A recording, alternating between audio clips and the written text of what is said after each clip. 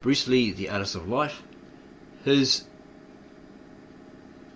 take on Descartes and the existence of God continued. Page 66 of Bruce Lee, the Artist of Life. Any colour I want.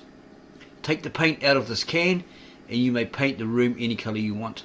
This quotation was one of the first things Bruce Lee heard in a conversation with one of his fellow Chinese friends when he mentioned the name of Thomas Aquinas. And he was sure the quotation was not his creation, but what followed was most certainly his own interpretation, his friend's own interpretation.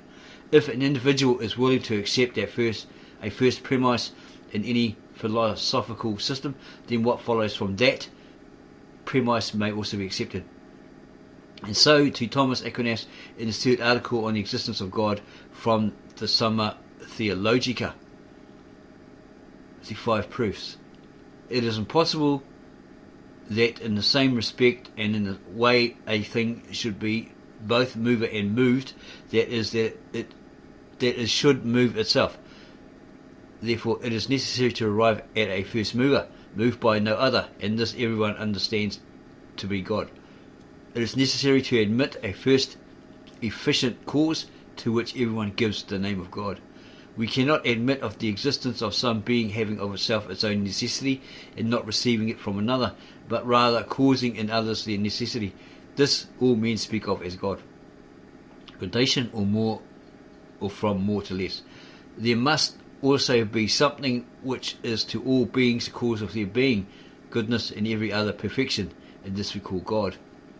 Intelligence, that is, impossibility of chance or purpose. Some intelligent being exists by whom all natural things are directed to their end, and this being we call God. Source: Bruce Lee's handwritten philosophy, essay entitled Any Colour I Want, University of Washington, circa around 1964, Bruce Lee papers. The above argument, or that particular argument, for the existence of God rests on the first premise or proof, as it is called. Thus and hence, and consequently, and therefore, if one removes the first premise of Aquinas on motion, one is trapped into the second premise on efficient cause, and so to the third, fourth and fifth arguments. What is disturbing about these arguments, despite the fact that Bruce Lee's early schooling in Hong Kong was directed along these lines by Roman Catholic priests, is the overwhelming fact that he can neither accept them or reject them regardless of their validity. To experience pain, for example, does not necessarily mean that one understands it, accepts it, or even for that matter denies its existence. It is. But it does not follow that everyone will understand pain in the same way and arrive at the same conclusion. All one has to do is take a close look at the medical profession. However, when Bruce Lee says that pain is, it does imply that he is experiencing something,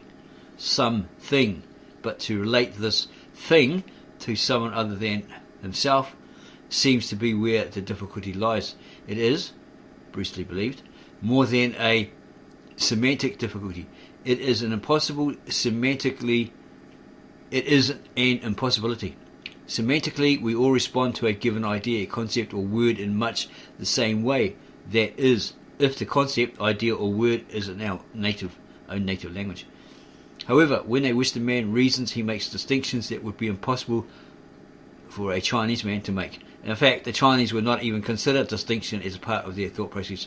The Chinese looks at things as essentially one, or as two coexisting parts of one indivisible whole. Their meaning, whatever the thing happens to be, is derived from each and their completion through each other. Therefore, instead of mutually exclusive, they are mutually dependent and are a function each on the other.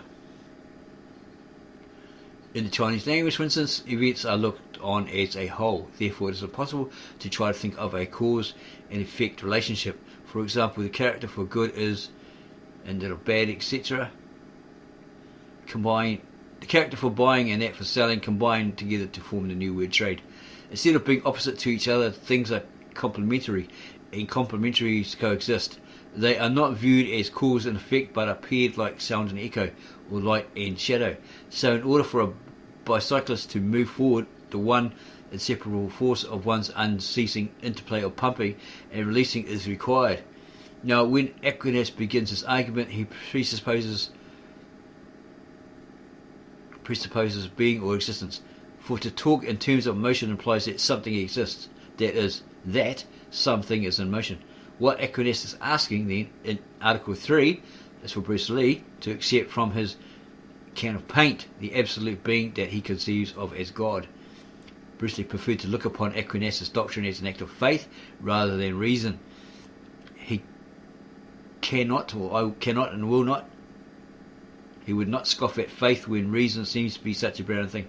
The Chinese realize that the highest truth is inexpressible, and instead of to strive, to presuppose, to separate self, they cease all seeking and all mind activity in the nature of clinging or grasping directed at self-assertion or spiritual gain.